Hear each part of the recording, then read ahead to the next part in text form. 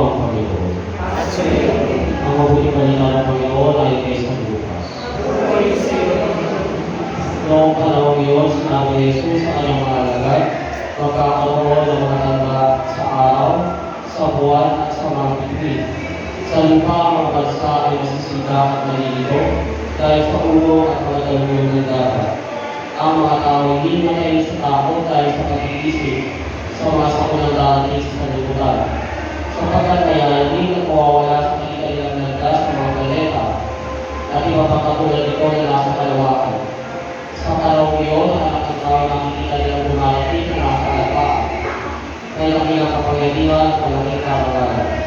Kapag nagsimula ng mangyari ang mga bagay nito, magalak kayo sapagkat malapit na ang pagliligtas sa inyo. Mag-ingat kayo na magpabuhon sa katatawan ng paglalasing at mabuhos sa inyong isip sa mga ibigay sa buhay nito. Baka abutan kayo ng araw na iyon na hindi handa. Sapagkat darating iyon nang di inaasahan ng tao sa buong daigdig. Kaya maging handa kayo sa lahat ng oras. Lagi niyong idalangin na magkaroon kayo ng lakas upang makaligtas sa lahat ng mangyayari ito at makaharap sa alam ng tao. Ang mabuting balita ng Panginoon.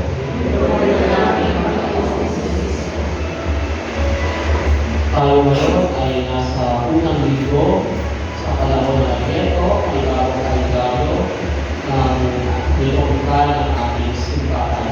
At sa mga pagbasa na ating namin, meron tayong bagay tayo makikita doon. From the first reading, narinig natin yung pangako ng Diyos sa kanyang bayan. Napasasigurin niya ang matuwigan sa mga David. At alam naman po natin lahat na ito ay ang ating Panginoon Jesucristo. Mula sa langit at ipinihang, David isisilang ang tagapagligtas at pinayamalang iba kundi ang ating Panginoon Jesucristo. May pangako ng Diyos sa kanyang bayan. And at the same time, sa ating din po na mga sumasampalataya sa Kanya, may uling pangako ng Diyos. May pasisigurin din ng Diyos sa bawat isa sa atin.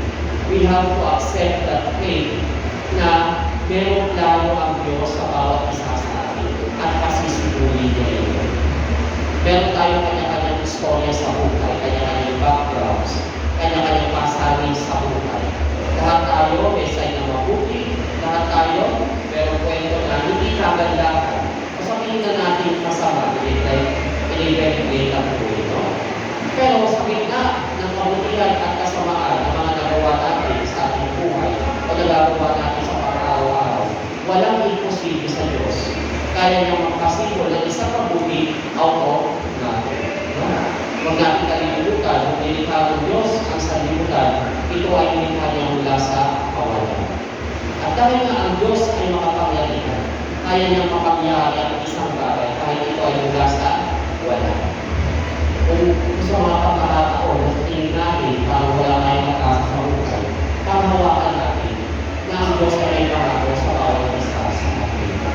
Pangalawa, sa second reading, narinig natin na palalakasin ng Panginoon ang iyong loob sa muling pagdating ng Panginoon Jesus. Bagamat tayo nasa panahon ng Advento na sana ang inaantay natin yun, pinagnilayan natin, ay ang unang pagdating ng ating Panginoon sa Kristo sa pagliliwag natin ng Kapaskuhan. Ang unang bahagi ng Advento, from the first Sunday of Advent up to December 16, we focus on the second coming of our Lord Jesus Christ. Sabi dito, palalakasin ng Panginoon ang iyong loob, ang loob ng lahat ng mga sumasampalataya sa Kanya at naghihintay sa Kanyang muling pagbabalik. Ito ay tipanan ng Diyos sa Kanya. Sa lumang tipan, kung babalikan natin, ang tipan ay binigay ng Diyos sa Kanyang piniliparan. Ang sabi ng Diyos ay, "You shall be my people, and I will be your God." Siyempre, sa tipanan yun ng Diyos, na ibinigay niya sa kanyang bayan, merong condition yun. Sa pagsasabi ng Diyos na, "You shall be my people," ibig sabihin ito, ang Diyos ang mag-aaruga sa kanyang bayan. Lahat ng kanilang pinakailangan upang makasurvive sa buhay nito o mabuhay ng mapayapa sa buhay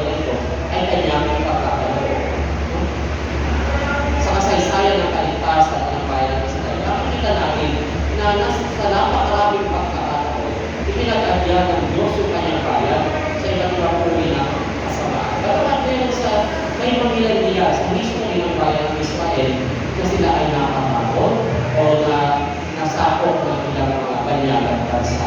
But towards the end, makikita natin kung paano inialis ng Diyos ang kanyang bayan mula sa pagkakalit.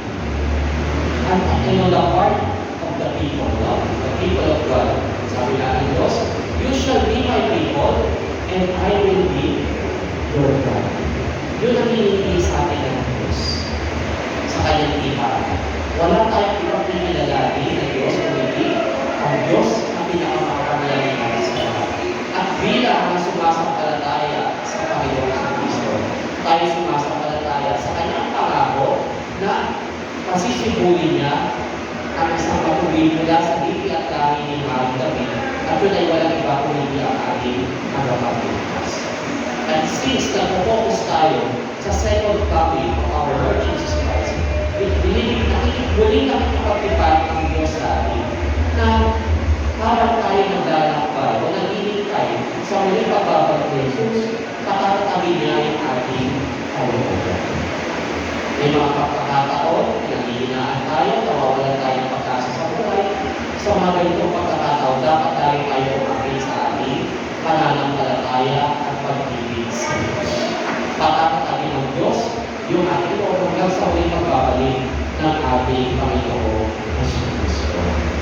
And the third, sinasabi dito yung yung sinabi kanina, promise, then covenant, at yung Diyos na po sa kanina sa kanilang covenant.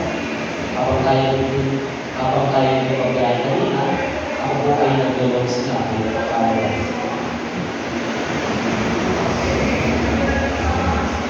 Ang pinakahuli dito ay signs or mga kanta. Habang tayo ay papunta dito, syempre iba sa atin dito, first time papunta dito. Yung iba first time sa Lord's Grotto. Yung iba first time sa Pasay, siguro sa iba pang mga simbahan na ating pinuntahan. At kung first time natin at tayo ay geographically challenged, ano ba yung sabihin ng geographically challenged? Madaling maligaw. At kung tayo ay madaling maligaw, hindi tayo pamilyar sa isang lugar na pupuntahan natin. Pero nandun yung pagdanasa natin na pumunta sa isang lugar, ano ang tinitingnan natin? Science. Science. Sa first church, sa shrine of St. Andrew Kildaygul, kanina sa una sa Yusuga. Ako lang nakita ay sa kanilang shrine. To the shrine of St. Andrew Kildaygul. Sa pagtawid natin sa kalsada, taas ang kamay mo hindi tumawid sa pedestrian lane.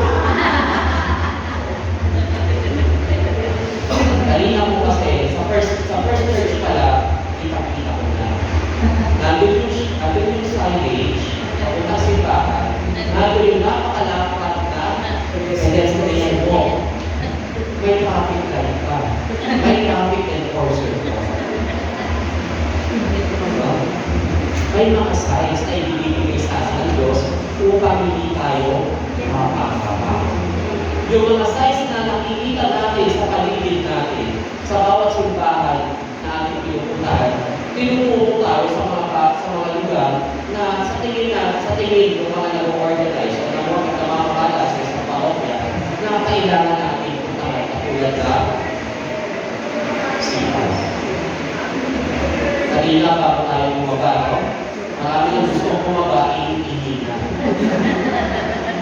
Kahit ako naiigilin ko kanina, hindi lang tayo makababa kasi hindi pa tayo nakapark.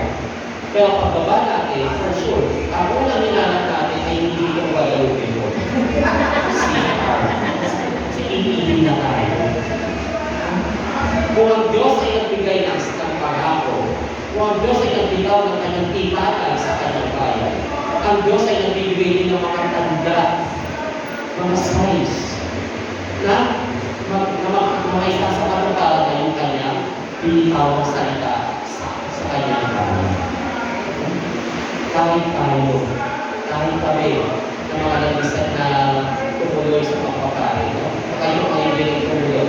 Lahat tayo may mga nililinging signs sa Diyos. Minsan nga, pag nagdadasal tayo sa Diyos, tumatawag tayo sa Kanya, Lord, ano ba? Tinawag mo ko, pero katakot-takot na pagsubok ang pinakatak binibigay mo sa akin. Tinatawag mo ba talaga ako or hindi?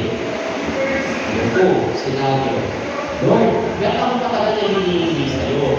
Binigay ko naman yung pangako ko. Pero hanggang kailan? Hanggang kailan tayo daranas na pagsubok sa Panginoon? Kailan natin masisilayan yung kaligtasan? Kailan tayo makakauwi sa ating tunay na tahanan? Taas ang pa kayo gusto ng uwi. Maging honest ko. Gusto naman pinil. Gusto naman pinil. Makakanamulit ba? Nakakahan. Yung iba dito, gumising alas 3. Tama, hindi. Hindi natulog. Pero hindi natulog. Pero kinabahan, kapag natulog, hindi magigising. May iwanan ng Diyos. No?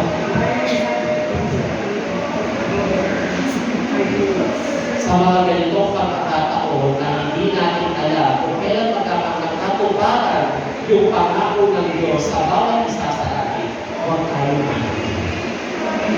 May mga tanda na ibibigay ang Diyos sa bawat isa sa atin. At ito ay kanyang isa sa katuparan. Sino dito yung gusto na umuwi? Asa ka ba? Huwag kayong magalala, hindi ako magalala. Sino dito yung gustong umuwi na sa tunay na tahanan natin? Sigurado kayo? Sigurado kayo? Anong ibig sabihin ng pag-uwi sa tunay na tahanan natin? Sa kalang tunay na tahanan natin? Ready na ba kayo? Gusto niyo na ba kayo?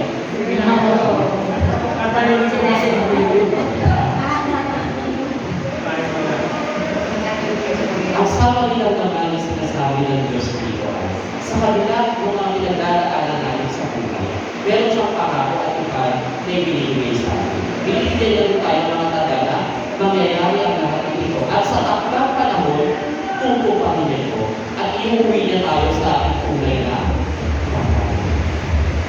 Huwag tayong mawawala ng pangako. Pumakit tayo sa pananampalataya. Kanina sa Speaker Edward, tinulungan niya ako, sabi niya sa akin, baka gusto mo na pag-ibig mo na yung huling attitude.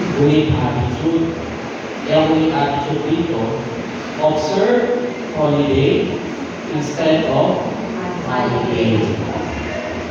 Madaling maintindihan po ang konteksto dito. Yung kahit sa Facebook, makalat ang meme na ito.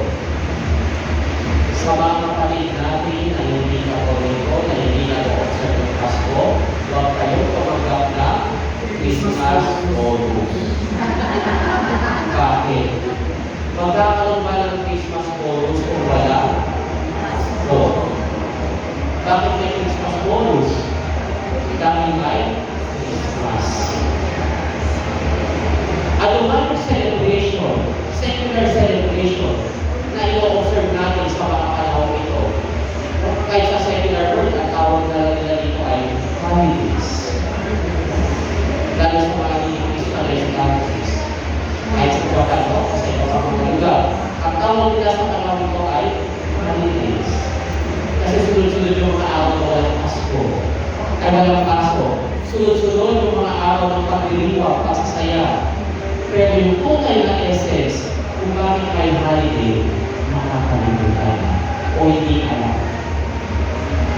Bakit hindi tayo bumalik sa original intention ng holiday? Will holiday. Anong sabi ng Diyos sa 10 utos? Ipamili mo ang araw na pamamagitan. Ano yung mga araw ng pamamagitan ngayon? Sa ating pananampalataya, araw ng linggo, at yung mga pista, pamilya. Ano yung mga pistang pamilya natin dito sa Pilipinas? January 1. January 1, December 8, Christmas. Sa Pilipinas, meron po tayong tatlong holidays of obligation. Na sana, hindi natin ito tingnan bilang obligasyon. Gamitin sana natin itong mga araw nito upang iparamdam, i-express yung ating pananampalataya at pagmamahal sa Diyos. Ang mga holidays na ibinibigay sa atin, ang holidays of obligation, ay hindi lang itong mga araw upang magpasalamat sa Diyos o pagpilay ng pinagkakaroon sa atin. Kundi, ito rin ay ibinibigay para sa atin. Ang mga araw ng pamamahinga na ipinagkakaroon sa atin ng Diyos o ipinagkakaroon sa atin ng Diyos noong una pa, ay kayo din ito na maging uumuwi tayo matapos yung napakahabang panahon ng ating pagkakaroon buhay o pagpapagalit sa buhay. At itong privilege natin ito, ngayong araw nito, bagamat marami sa atin ang kuya, no? Bagamat pagod na, bukod na, hindi na, or nasa-scare, o kung ano pa pang reason, magpasalamat po tayo sa Diyos na kahit papaano, nakawala tayo sa normal cycle ng ating buhay. Isang malaking biyaya na makajoin sa isang privilege, local man yan or international. Pinapakawan tayo ng Diyos.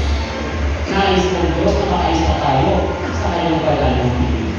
Muling iniaalay sa atin ng Diyos kung kanyang katawan ng lubog upang pagkalawan tayo ng buhay. Pagkalawan tayo ng kalibawang kalakasan at katatagan habang tayo naglalakbay sa buhay. Mga kapatid, sa pagtatapos natin ng privilege nito at pagpasok natin sa unang linggo ng Advento, ano nga ba yung mga itinadasal sa Diyos? At sa huli natin, may mga size naman na ibinibigay ang Diyos na kung pa rin na ito, pero hanggang ngayon ay wala. Balikan natin. May mga hinihingi pa tayo sa Diyos kung hindi pa na itinagkakaroon, pero nagbibigay siya ng mga tanda o signs na bibigyan na ng patugunan mo sa pagkakaroon. Number 2, magsumampalataya tayo sa Diyos. Tutuparin niya ito. Number 3, huwag tayo mawawalan ng pag-asa. May Diyos na nangangako, tumutupad sa kanyang